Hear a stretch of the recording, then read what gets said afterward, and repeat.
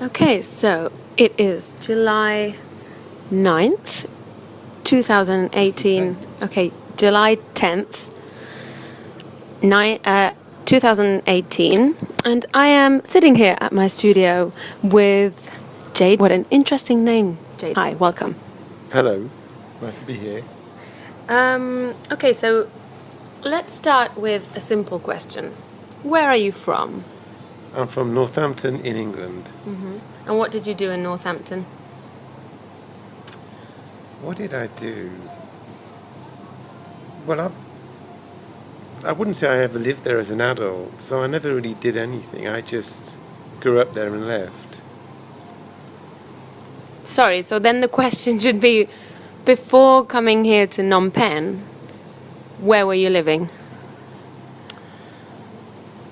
Before I settled in Phnom Penh and started teaching 4 years ago, I wouldn't say I ever lived anywhere. I only ever moved around. I never had a permanent place. Really? Yeah. So you were traveling? Well, yeah, pretty much. I mean, for the 6 years before I did that, then I was studying with the Open University. That took me 6 years to get a full BSc. And before that, then I was just drifting around, Okay. And how did you end up in Phnom Penh then? Well, I finished the degree, and then I thought, it was always just, I was focusing completely on that without an actual idea of what had happened. I thought I'd graduate and then everything falls in place, and of course nothing happened. So I just started looking, what could I do? So I made a list I could do, go and be a monk. I started looking in, because I'd already ordained now and again, and I did think just be a monk, or do an NGO, or start a business, or do a master's. Just made a list of all the things I could do. Started making step 1, step 2 with all those ideas. Contacted monasteries, contacted NGOs, saw about doing a master's. And the thing that came first that worked out was this school in Phnom Penh. And I was in Hat Yai in Thailand when they got back to me, said somebody's dropped out, they're short of one person, so just to get a police certificate and come up and you can do it. So I came up, did the first 3 month semester, completely changed everything and loved it, and stayed there 4 years. Wow, I gotta say, wanting to become a monk, where did that come from? Well, that's my inclination. I was always like that. I always wanted to do it, and I was interested in religion and meditation as a teenager, and I thought about it then, but I was really, really different. Before I came to Cambodia, then I was really anxious. I didn't like speaking to people. I almost had I avoided contacts as much as possible. Being in Cambodia, completely, like I'm sitting here now and I'm talking to you and I'm leaned into you and we're chatting and I work at the flip. You can't imagine what I was like before.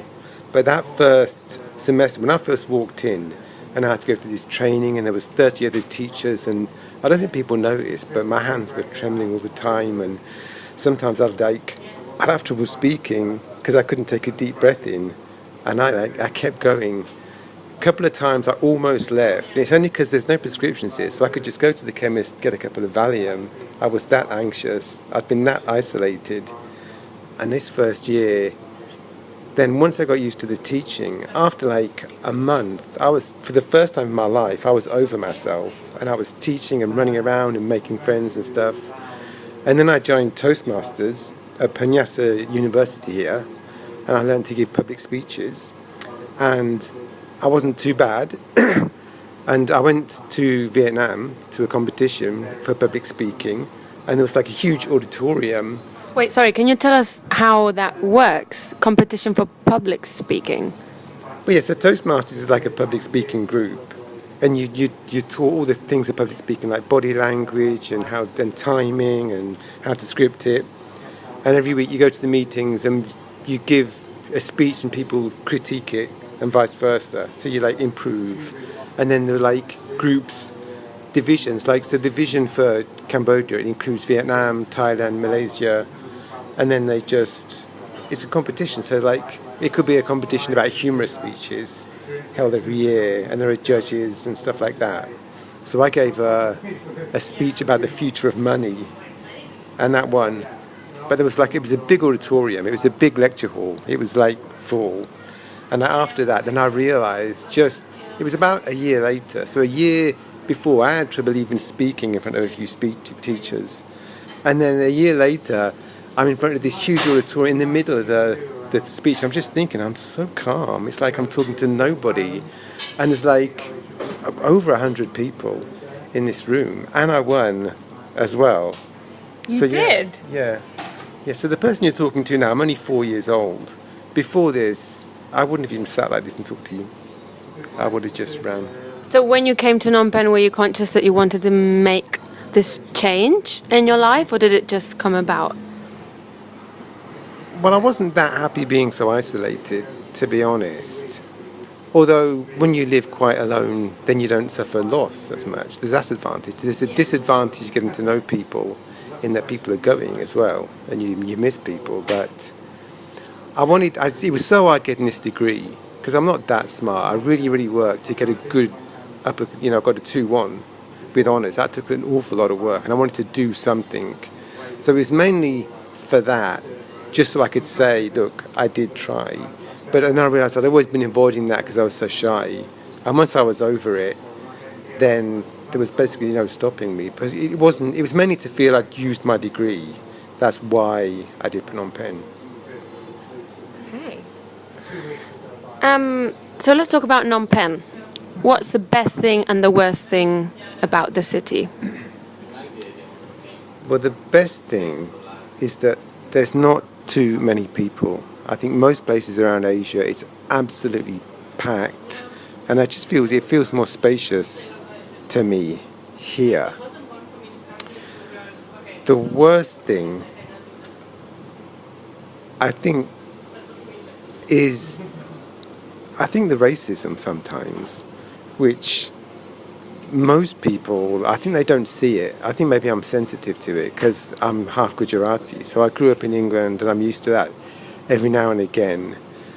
But I think when you get away from this city and you're travelling and they treat you as a barang, as outsider, in different subtle ways that gets me down. I don't like not belonging in community. And when I was like in the local Toastmaster in Panyasa, then although I'm an equal member, sometimes I just notice that I'm also not Khmer and I'm not being treated. I'm being treated different as an outsider. Do you have any Khmer friends?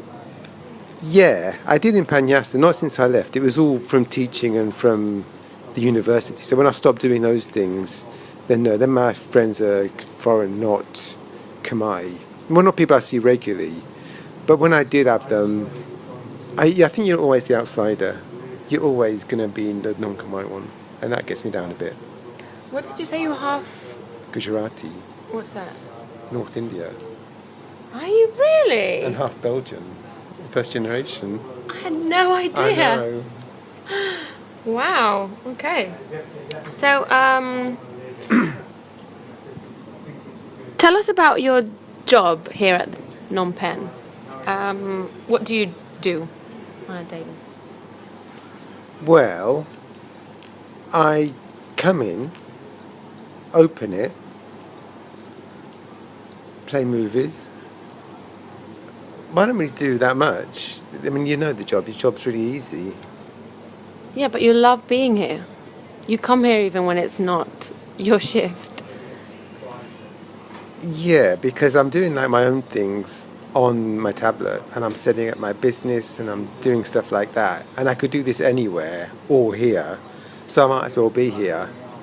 And the thing is that nowadays I make a point of not isolating myself too much because I changed so much in Phnom Penh. I don't want to spend a long time.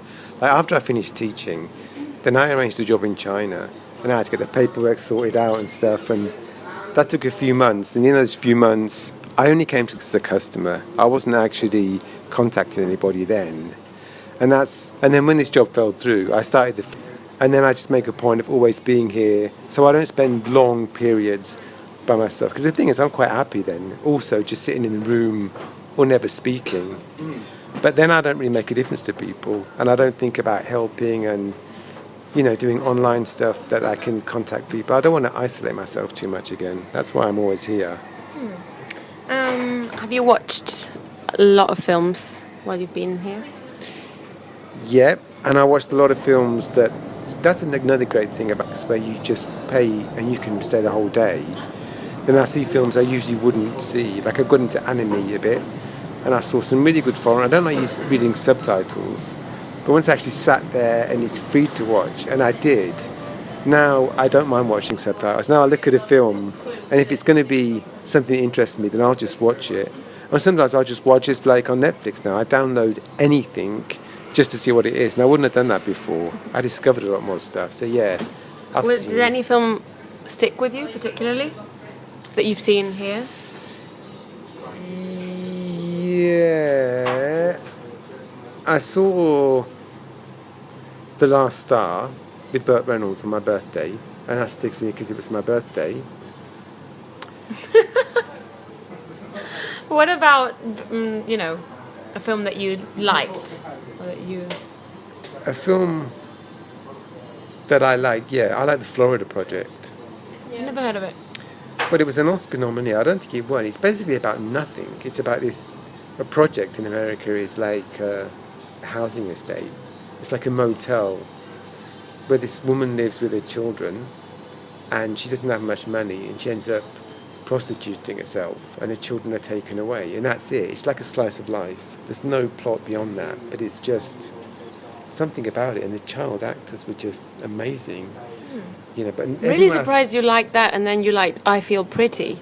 Yep, that was such a funny Amy film. Schumer in it. I don't understand why people didn't like it at all, because it's just... It was not funny. It was just... Jokes were just so obvious. No, that was... You don't agree? No. What was the one you like, Beirut? You really like Beirut, and it's like, oh, what is this? I didn't really like it. I thought it was okay. It was better than I Feel Pretty. Okay, so let's move on to traveller. Yeah. What do you like as a traveller? Well, I don't like going anywhere. I like to go to one place, and then I just stop there and just live life. So usually then, if I go somewhere new, I join Toastmasters. Because once you're in there, that's the main thing. Then you can go to any club that you want as a guest speaker. And like in the meetings, there are different segments. So like there's one part where they just pick someone from the audience and you've got to give a short speech. So that could be me or anybody. And then often they're short. So you're given a job to do. So maybe they need you to evaluate, or there's somebody then called like the timer. You might need to be doing that. So you're taking part. That's a really good way to meet people. So I do that. And I write about it in my online diary. And I take pictures. And now I'm going to just start developing my YouTube channel more and take more film and stuff. So you don't like travelling for pleasure? I mean, you like... But it is pleasure being somewhere new. You know, and I like not belonging anywhere. But I don't like to like just go to some place, do something that a load of tourists do. Come and look at old buildings, which are like rubbish, which should just be pulled down, and you just look at malls somewhere. I mean, put a mall up. Most things you see, like you go and see the Taj Mahal, right? You think, oh God, it's the Taj, and you've got to see. You walk in, it's like, oh yeah, there's the Taj. It's like the one with the pictures and stuff, and then that's it. And like, well, where's the Starbucks inside of it or something? There's just nothing to it. It's just that shape. You know, like the pyramids. You've been there. They're just pyramids. They don't do anything. You can't go inside them. They're just pyramid shapes. And it's like $25 just to look at these shapes. And you could go to a mall and you could just watch people walking around, you know, and doing stuff people do and being fascinating. You know, or you could go to a Toastmasters club and actually meet somebody and talk about it. Or you can go and look at pyramid shapes, which is nothing.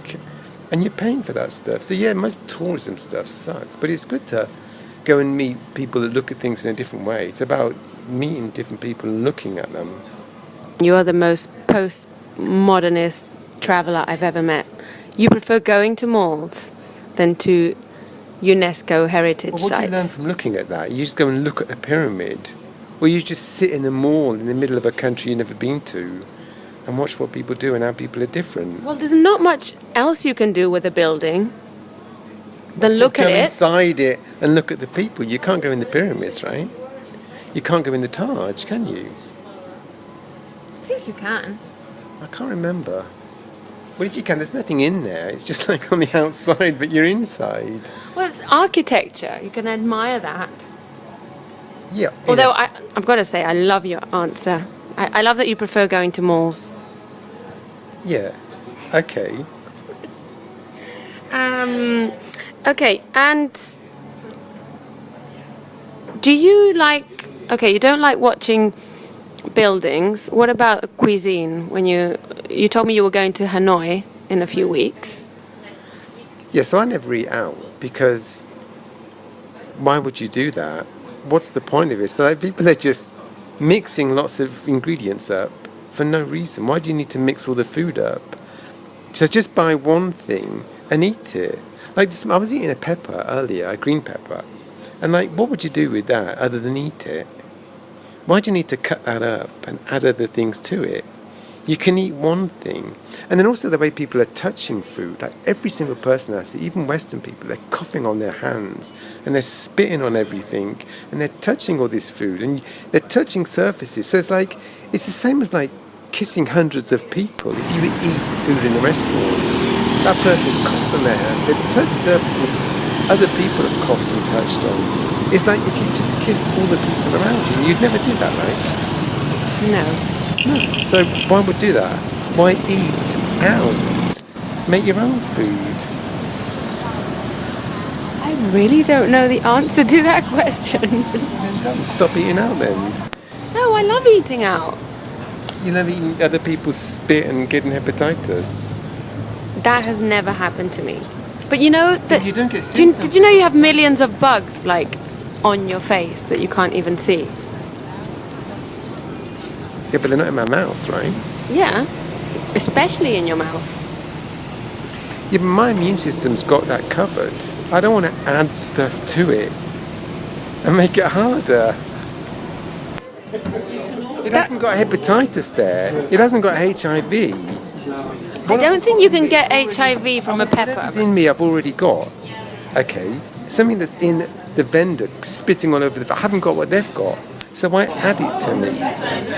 I mean, you could say that about somebody's spit, right? They've got something that you haven't got in your mouth. So why have you got to go in your mouth? Why?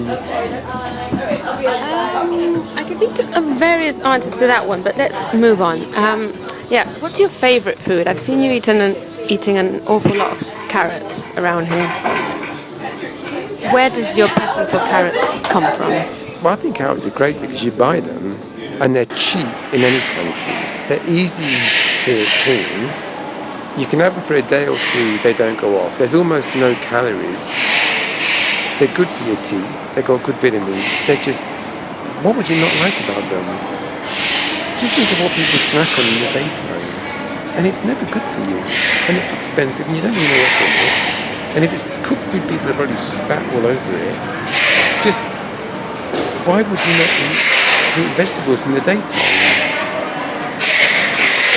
True.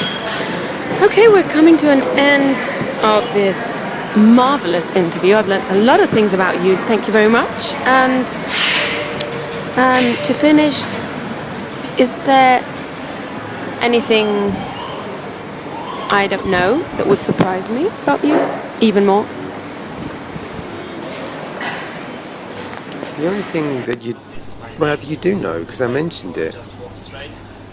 Or do you have any hobbies or just anything you'd like to share? Okay, the secret thing about me that you don't know, that many people don't know, is although I consider myself a Buddhist and always have done since I was about 18, when I got in, the way I got into that, there was like a shop in my town. It was like a bookshop. But it had like an Eastern section, which was like yoga and Zen and all that stuff. But before I got into that, I got into the stuff on the other side of the shop, which was the occult section, which was my absolute passion. And I never ever stopped being passionate about that subject. And I love it now as much as I did then. And I spend as much time studying that, and I never stopped, and practicing it as I did when I was a 15-year-old obsessed schoolboy. And it's a secret thing I never tell anybody. That's my secret. Wow. You're welcome. Thank you. It's been a pleasure. Thank you very much. You're welcome. Goodbye. Goodbye.